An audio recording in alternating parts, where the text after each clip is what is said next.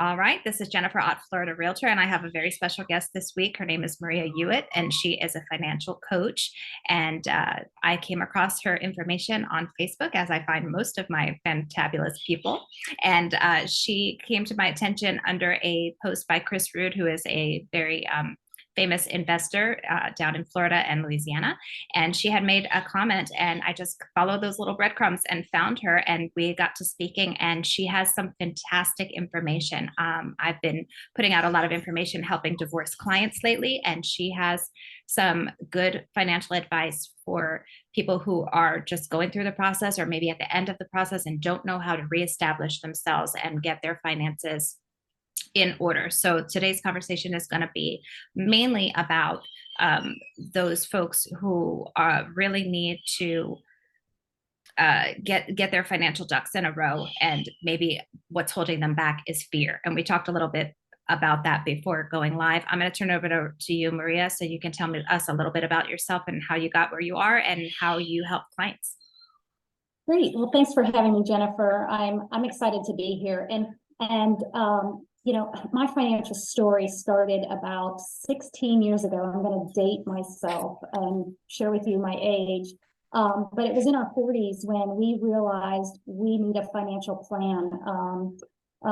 Pending job situation, we have moved around, like we moved 9 times. Like my family and friends were asking us if we were in the witness protection program. And it's like, no, we're not military, we're not that, but we were always dependent on, you know, where the job advances were. So we got a wake-up call, and it shook us hard. And when that happened, it made me like pivot and do a deep dive into our financial situation and really gain an understanding, because I was tired of not knowing. I was tired of wondering, are we on the right path?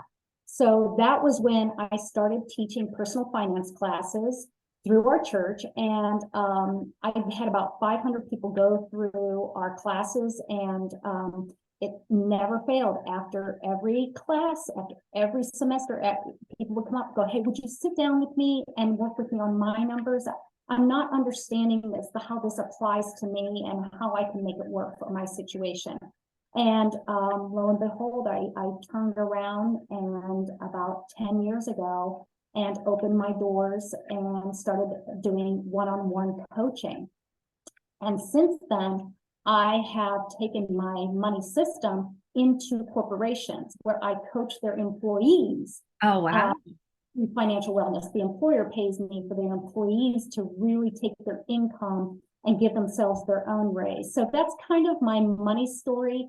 We didn't go rags to riches, but we went from no confidence, so frustrated, to being able to have a pretty powerful network, and to be able to make money work with our investments, with where we are going in our future that fits our situation. So that's kind of my story in a nutshell. And ever since I opened my doors, I've coached well over 1,000 clients and helped them move about $4 million of debt. That is incredible. And with the way things are going right now, people have more uncertainty than ever. And of course, one of the top 3 reasons people do get divorced is because of financial issues. So please tell me about the planning and aftermath where you come in. It's obviously complicated. People have attorneys. There's real estate assets, liquid assets, business interests that come in, personal property, retirement funds that belong to one or both, cash value, life insurance. I mean, so many things that get divided up. When the dust settles, what should a person be doing to those first steps to get back to financial health? So I often recommend, whether you are, you know, post-divorce, pre-divorce, mid-divorce, that you get yourself organized. Take stock of what your assets and your liabilities are. You know, if you know or don't know about your debt, figure it out, because ultimately what ends up happening is it's kind of a 50-50 split. So it gives you an awareness. So create a detailed list of all of your accounts, your bank accounts, your retirement accounts, your investments, your property, and things like mortgage loans, credit card balances, all of those things. Knowing your net worth before you go through that divorce helps you make really informed decisions. You want to be able to also create a budget. Assess your expenses, knowing, hey, I'm going to be living on my own, and I'm going to have some monthly bills and expenses. A lot of times people will think, I haven't crossed that bridge yet. You can estimate based on where you live what your expenses are, and childcare costs, healthcare costs, and create a budget that reflects your new income and expenses, and just make sure you make room for those unexpected things, like your random, reoccurring, non-reoccurring and random expenses. Another suggestion I have is establish credit in your own name. Sometimes if you have shared credit with an ex-partner, you establishing your credit will help you qualify for better rates and better terms on loans and other credit cards. Another tip I have is update your estate, update your beneficiaries. Some people don't even think about that. And that's a good one. That's a good one, because you probably had your spouse, if anybody, on there. And power of attorney, medical directive, yes. life insurance, So just again, don't bury your head in the sand. Go look at these things; they're yours. So, or they were at one point. So you want to kind of like think of the whole ball of wax. And I want to tell your clients, or tell your listeners, or your members of your group, I have on my website a budget form that's absolutely free. If you go to my website, Hewitt Coach, HEWITTCOACH.com, you can get yourself a really easy to use budget. So that's kind of like a good starting. Everybody needs that what's the square one? It might seem obvious to some what we're saying, but for a lot of people who are overwhelmed with the emotional and all the things that get drug out through a divorce, it's good to have the refresher reminder, even if it seems like this is pretty obvious. But I think a lot of us, even who aren't going through a divorce, don't take the time to do budget. So it's great that you have this tool available. I'm going to check it out myself for sure. And that's hewittcoach.com, and it's right on there. We can find it. Brilliant. Yep. Awesome. And then, with debt, the other thing I wanted to address is that, sometimes it doesn't get split up equally. You end up incurring some of your partner's debt, and you're taking that on. So either they didn't have the assets to help cover what's left over in at the end of the divorce to cover, so that they come out clean. In other words, starting with a clean slate, they end up taking on somebody else's debt. Can you highlight some ways that people can overcome debt hurdles? What are like baby steps that they can take? A lot of people follow Dave Ramsey, but you might have a different way of approaching this that can help them, that doesn't impede on their, sorry, my dog is crying because she wants to go outside. That doesn't impede on their day-to-day expenses, something that they can do, little small things that they can address as far as debt goes, because they may end up having that carryover debt in their relationship. Yeah. So here's the funny thing. I used to be one of Dave Ramsey's coaches for 7 years. And it's very interesting because through coaching, the thing I have realized is not one size fits all.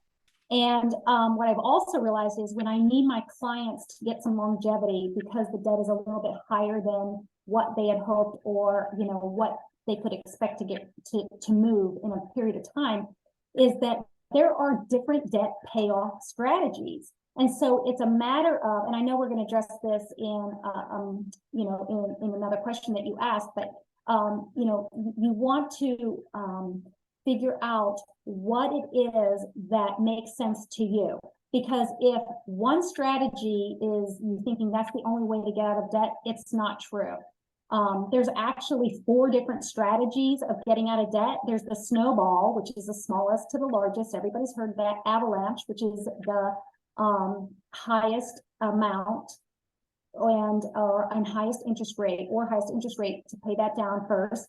Then Kiyosaki has a way, the highest payment in the debt versus anything else. And then there's Maria's. And it's the debt that's causing you the most anxiety and pain. And, when you're talking about divorce situations, the court costs or the attorney fees might be the most agonizing debt. And I have helped my clients move that one first, even though it might not mathematically make sense. I know getting that out of their life first is going to open up that space. Right. And take away that emotion for them. That makes a lot of sense. And then, when things settle out, we talked about one of my particular clients who is going to end up paying alimony to her husband because she was the larger breadwinner in family. And what would you advise clients to do with their alimony payments as far as reestablishing their new financial normal if this is going to be a big chunk of their expected earned income, in other words?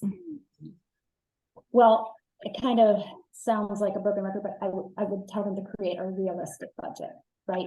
So sometimes when I have a client come to me, they were used to living with a dual income or a very much higher income than what they will be getting going out forward, right?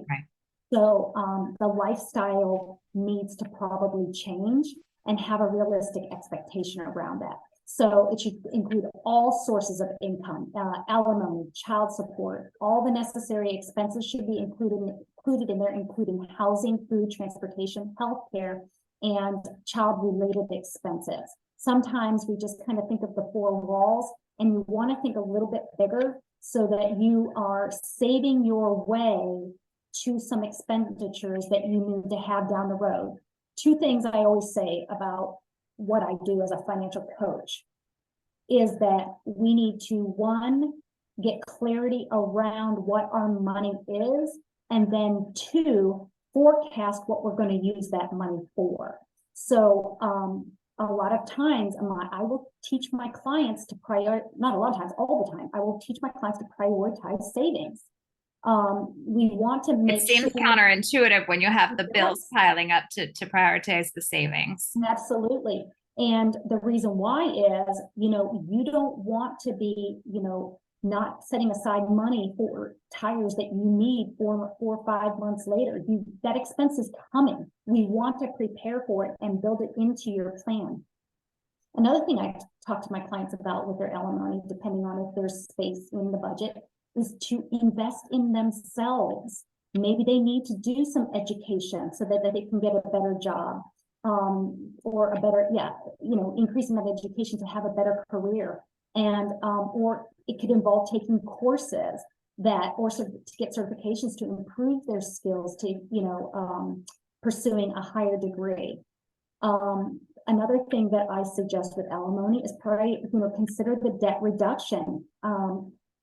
Maybe there's student loans involved, credit card balances, and maybe using some of that alimony money can reduce that overall burden of financial stress. But ultimately, Jennifer, what they're going to need to continually do is review and adjust accordingly. It's not etched in stone, like when you break into 2 households, that it is something that is like clear and defined. You want to review your budget and your financial plan accordingly, and especially during transition times or having money for unexpected events. And do you think that a quarterly review would be recommended? Do you think every 3 months to check up and make sure that you're hitting the marks, or needing to readjust? Do you think a 3-month, like a quarterly? So I'm a financial coach versus a financial advisor, and what the difference between the 2 of us is, I work on money that's day in, day out spending through your month. The money hits your bank account. I help you figure out where it needs to go. For an advisor, that's kind of the rule of thumb they use, is they will meet you every 6 months or once a year to kind of overview the financial plan. When you have someone coming out, and it doesn't matter if you're coming out of a divorce or if you've got a healthy marriage, You need to be looking at your money every week. You need to have things set in place, in motion, so that you know where your money is going. And, ultimately with the tools that I use, I teach my clients that if you spend 15 minutes at the very beginning of the month, you can set for the month so it's running accordingly.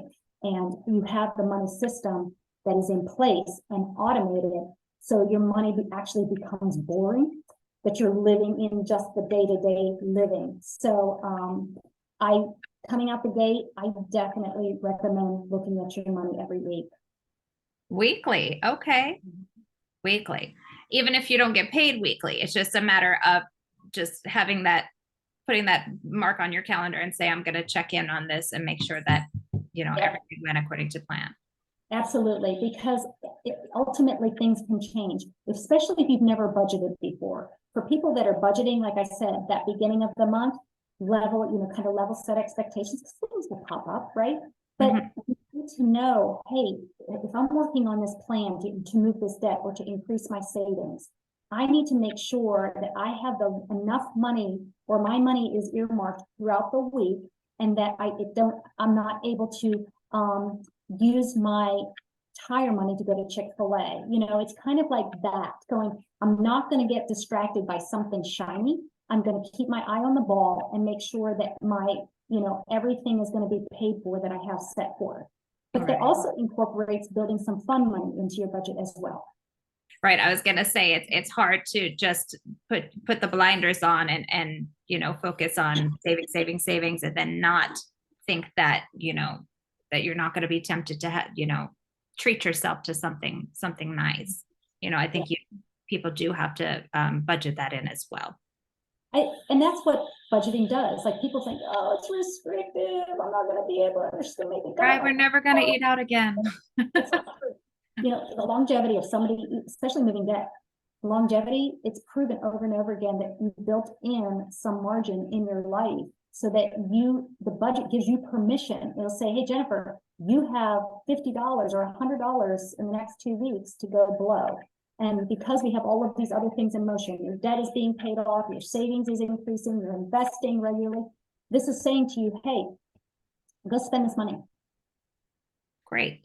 I love that. And then that goes right into the next thing that I wanted to talk about is, how to reprioritize your goals, because before you were either doing it together as a couple, or one of you was completely in charge of the money and the other one was the clueless one, and I've seen that. It's a sad case when somebody is not divorced, but widowed, and they're left with, they're like, I don't even know how to obtain the credit card balances, or I don't know where any of that financial documentation is, because they handled it all. I didn't have to do any of that for my life, and it was good for me because I didn't want to. But now you're in a position where you have to, and we each have to be responsible for our own financial future, legacy, well-being, and taking care of ourselves into old age, whatever that looks like for us, as well as, if you have children or fur babies, like you gotta provide for all of those things,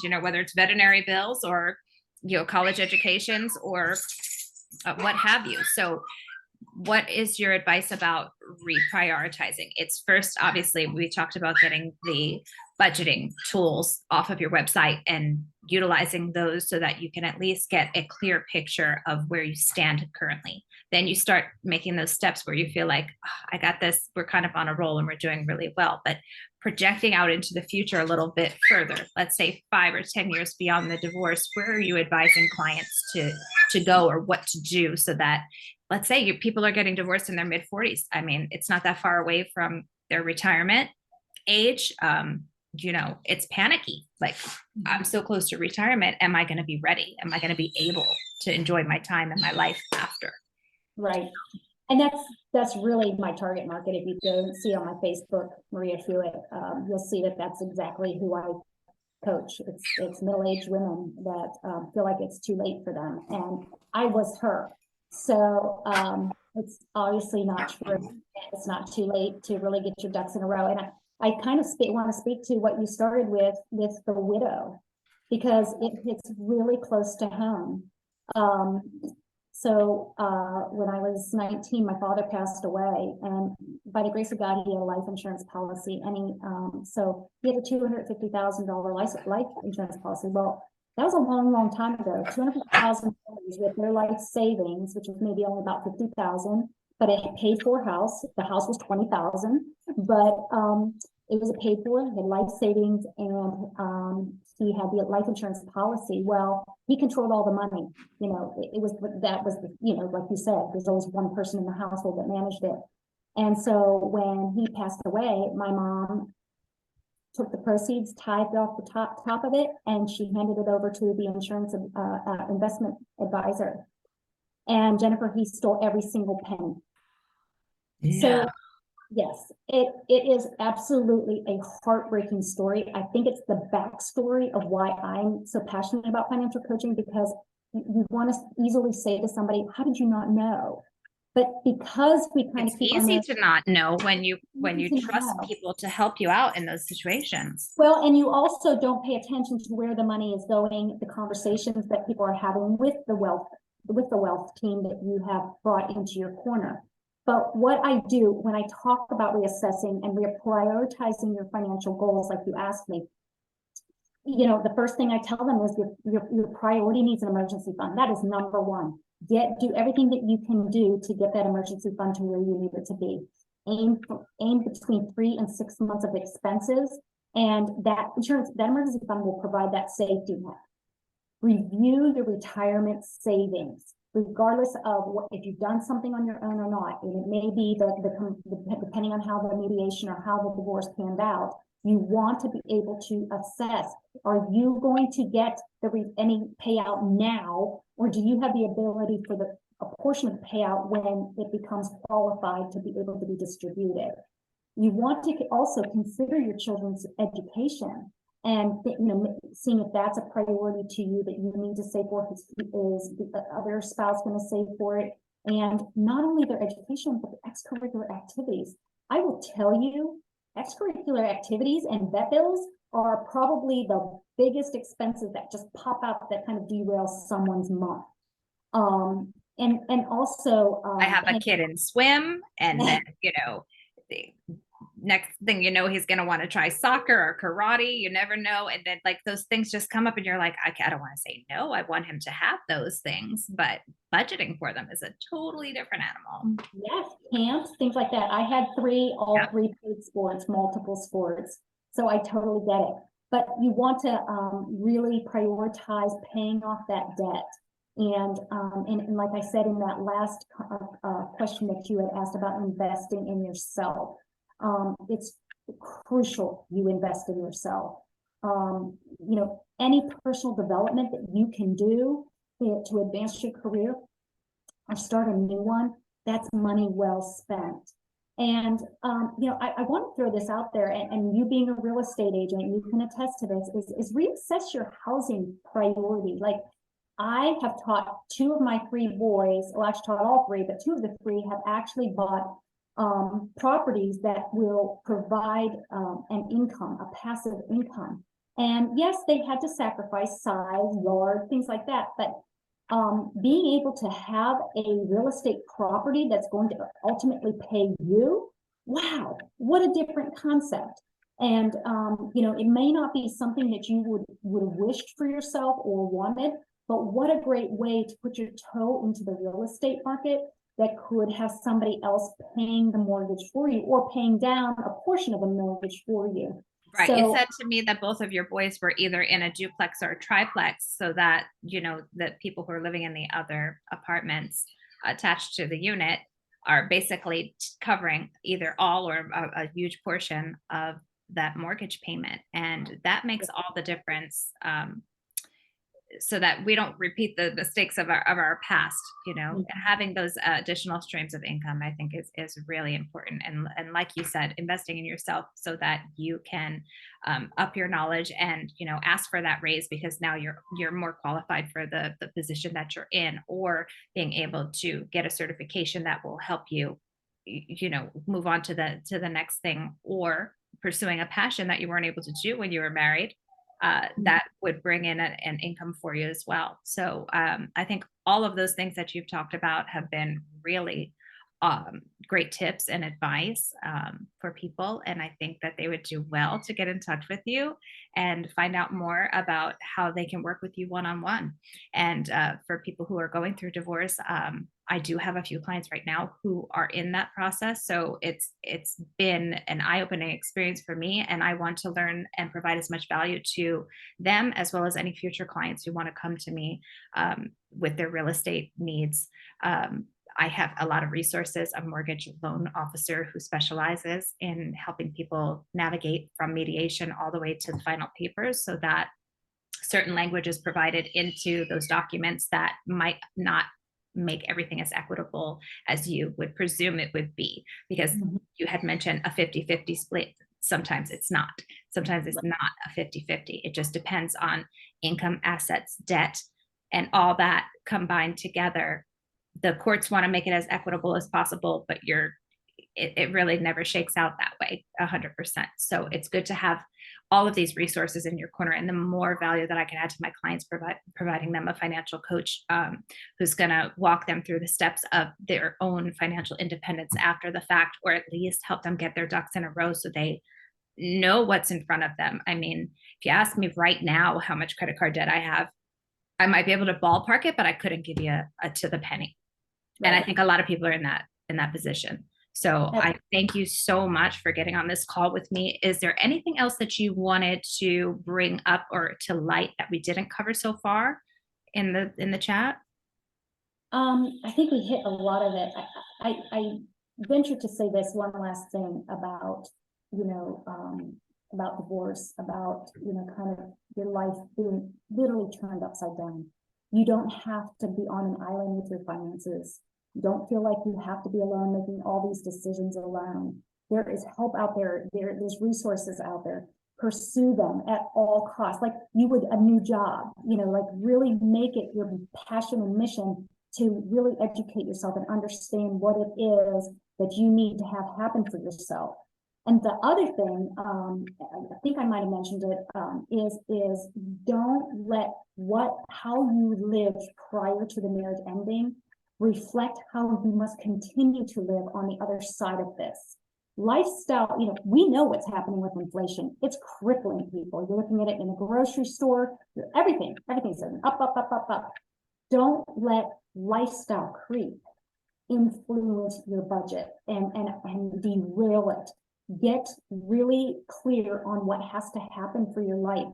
And when you start freeing up money with creating a spending plan that makes sense, that lines up with your values, it's amazing how money is continually freed up for other things. So if you're faithful in the little things, you're given much more. I truly coach that way. It's what I believe. And so I think that's probably what I want to leave with them, to know that they're not alone in this. I love that. I like where you're coming from with your philosophy on how you handle your business and how you conduct yourself. You've obviously gone through it yourself. You shared a little bit of your story with us. People can reach out to you on your website. It is hewittcoach.com. Is that right? Yep. And then you can obviously find us both on Facebook. I'm Jennifer Ott, Florida Realtor, and Maria Hewitt is a financial coach. And if you just look her up, she was the first one that popped up. Isn't that nice to be at the top of the list? Yes, thank you. Super. I want to thank you so much for this enlightening chat. We will continue the conversation and maybe talk about other things that we can cover. Let's see how this is received and see what comes out of it. My head is spinning with the question. I can ask you 100 more questions, but we don't have all that time. But we will continue the conversation, expand on some things that we've talked about here today. If I get a lot of interest in a particular topic, I'd love to come back to you and have another conversation about. Absolutely. Any value I can provide, I'm so happy to do so. So thank you so much, Jennifer, for inviting me. It's been a privilege. Awesome. Well, thank you again, and we will talk to you later. Bye.